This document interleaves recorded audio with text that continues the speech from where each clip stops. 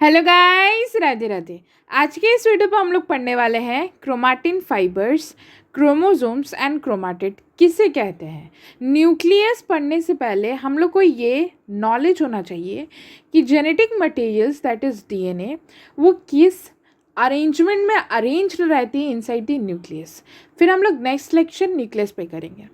पहला जो मैं स्टार्ट करना चाहती हूँ that is chromatin fibres.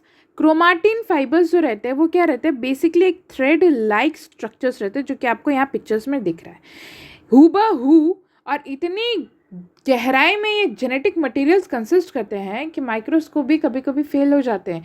High microscopic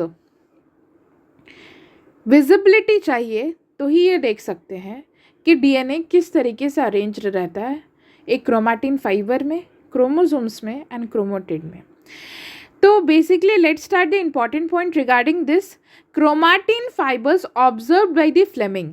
तो ये जो था कि जो क्रोमाटिन फाइबर है ये ऑब्जर्व किया गया था फ्लेमिंग के द्वारा by using a basic dye.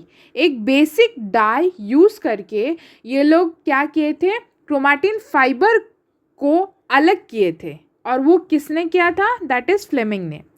It is just like a colourful thread. एक कलरफुल थ्रेड होता है ना, धागा होता है ना, उस तरीके से इनका कलर होता है। और एकदम उतनी ही पतली थ्रेड रहती है, उससे भी ज़्यादा पतली thread which is not visible by our naked eye. Thread like substances inside the nucleus when cell is in interface.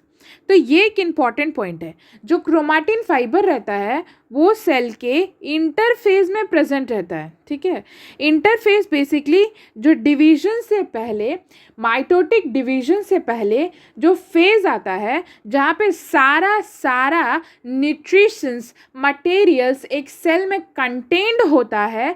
जब सेल डिवाइड करने से पहले का फेज होता है उसको हम लोग इंटरफेस कहते हैं। ठीक है, इस इंटरफेस में एक ऑर्गेनल पूरा का पूरा वेल डेवलप्ड रहता है।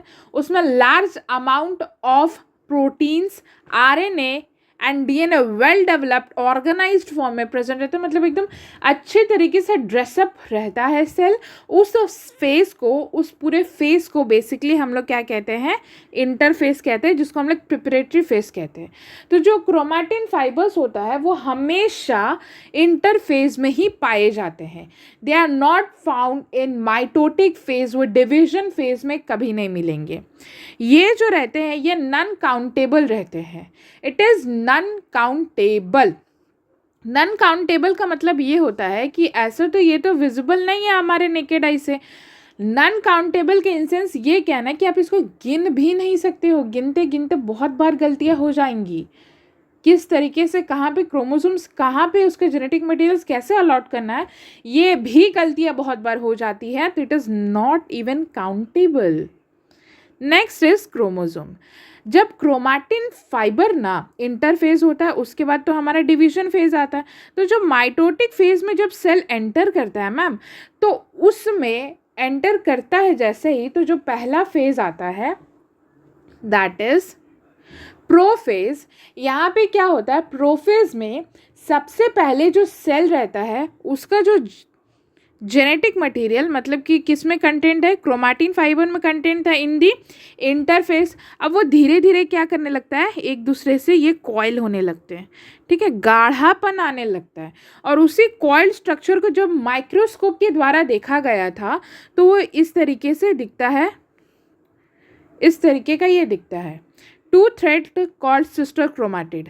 अगर जब भी क्या होता है, जो थ्रेड लाइक स्ट्रक्चर है, ये एक थ्रेड और ये एक थ्रेड, दो थ्रेड लाइक स्ट्रक्चर हूबहू रहते हैं तो उसको और एक ही सेंट्रोमियर, ये बीच वाले को हम लोग सेंट्रोमियर कहते हैं, इसमें लोकेटेड होते हैं और किसी और के साथ रिलेशन नहीं बनाए हुए रहते हैं, तो उसको हम लोग क्या कहते हैं, सिस्टर क्रोमाटिड्स कहते हैं। ठीक है, क्रोमाटिड्स क्या होते हैं वो भी मैं बताऊंगी। पहले हम क्रोमोसोम्स को कंप्लीट कर लेते हैं।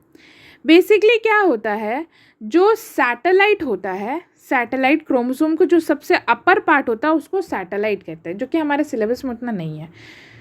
नेक्स्ट इज ये पूरा का पूरा जो आप डायग्राम देख रहे हो, it is the diagram of just one chromatid, और इसी तरीके से दो कंसिस्टेंट रहते हैं क्रोमोसोम्स में। तो ये जो रहता है कि सबसे बीच वाले स्ट्रक्चर को, ठीक है, उसको हम लोग क्या कहते हैं, सेंट्रोमेर।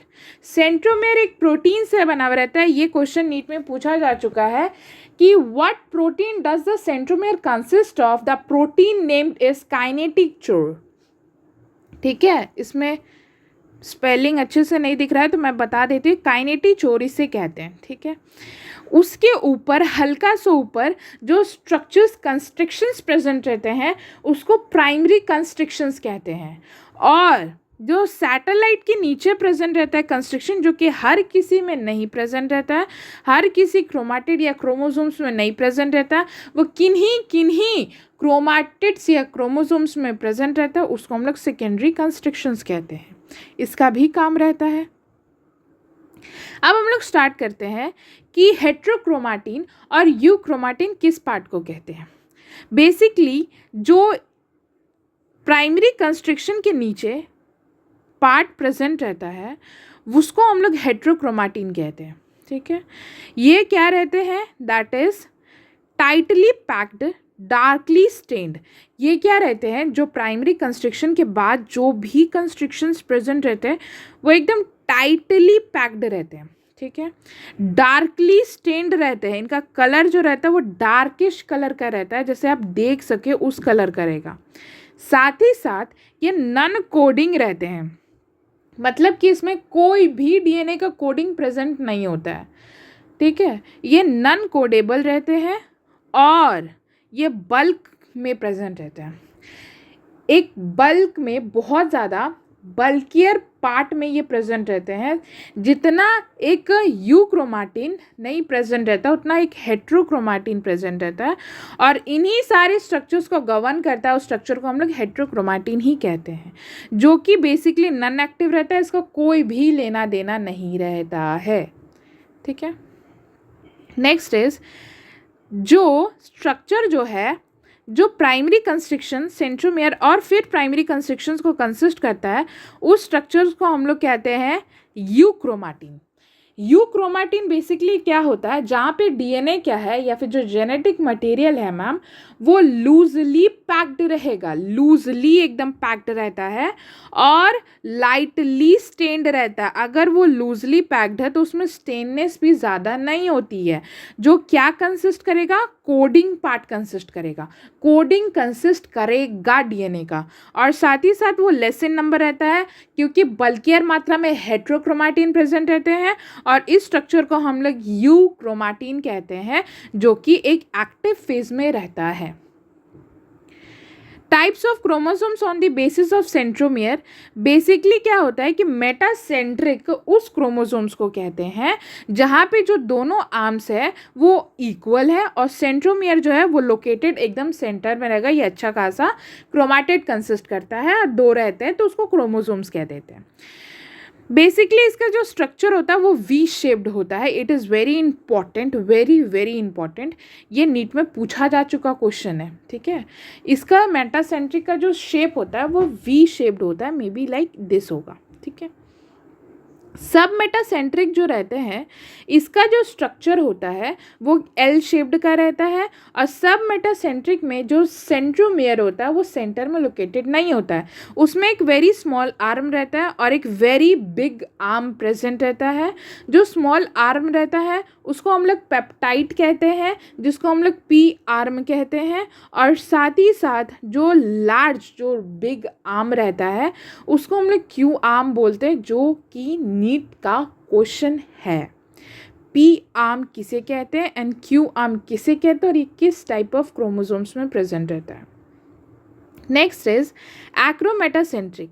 एक्रोमेटासेंट्रिक में भी सेंट्रोमियर जो रहता है वो क्या रहता है, that is not present in the centre, और साथ ही साथ एक बहुत ज़्यादा छोटा होता है और एक बहुत ज़्यादा लॉन्ग होता है। ठीक है, एक बहुत ज़्यादा दिखने में छोटा होगा और एक बहुत ज़्यादा लॉन्ग होता है, तो उसको हम लोग क्या कह देते हैं, दैट इज एक्रोमेटासेंट्रिक, जिसका जो स्ट्रक्चर होता है वो क्या रहता है, जे शेप्ड का रहता है। ठीक है, नेक्स्ट क्या है, that is telocentric. Telocentric basically उस टाइप ऑफ क्रोमोसोम्स को कहते हैं जहाँ पे एक एंड जो है वो गायब रहता है और एक एंड प्रेजेंट रहता है, एक ही आर्म रहता है, और वो जो रहता है एकदम एंड में रहता है, ये सेंट्रोमियर ही हो गया। ठीक है, इसका जो शेप है मैम वो आई शेप्ड का होता है। ये जो टेलोसेंट्रिक रहता है it is not present in human beings. It is very important to know कि ह्यूमन बींग्स में किस तरीके का क्रोमोसोम्स नहीं पाया जाता है। Telocentric chromosomes is not found in human.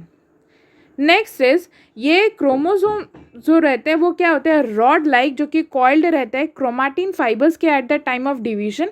तो ये बेसिकली डिवीजन फेज में बनते हैं, और ये जो रहता है ये काउंटेबल रहता है क्योंकि ये डार्कली स्टेन्ड रहता है।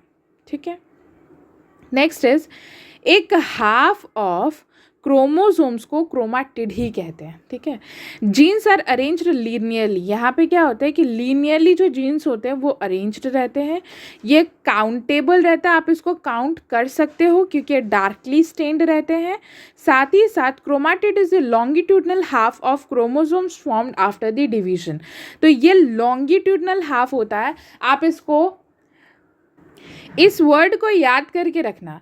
ये लॉन्गिट्यूडनल मतलब वर्टिकल प्लेन से आधा हुआ है, ये हॉरिजॉन्टल प्लेन से आधा नहीं हुआ है, क्योंकि ये भी पूछा जा सकता है in the type of statement wise question में। और जब मैं सेल डिविजन्स बताऊंगी तो उसमें एक ऐसा फेज आता है जिसको हम लोग एनाफेज कहते हैं, जहाँ पे सेपरेशंस ऑफ क्रोमोसोम्स होता है और वो क्रोमाटिड्स जो रहते हैं वो अलग अलग जाते हैं। तो वो क्रोमाटिड्स किस तरीके से अलग होते हैं, दैट इज लॉन्गिट्यूडनल तरीके से, not in a horizontal phase, it is always in a vertical phase में वो डिवाइड करते हैं। So this is all for the chromosomes, chromatid and chromatin fibres. Thank you.